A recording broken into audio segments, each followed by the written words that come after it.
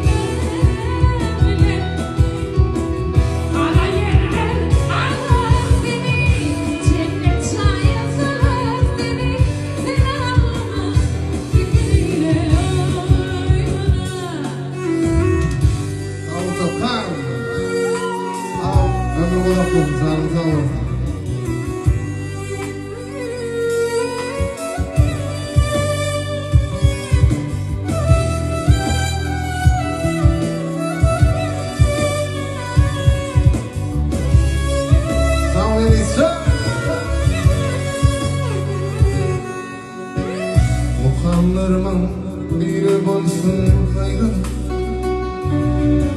bin kim giderim bunun sizin saylanı.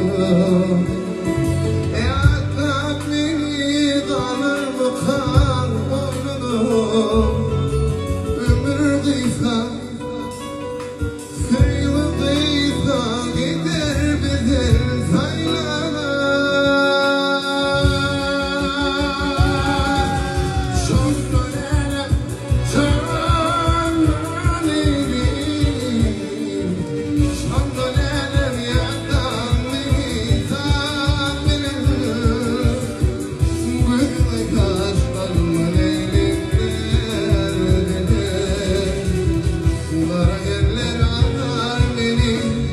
Cimri çaya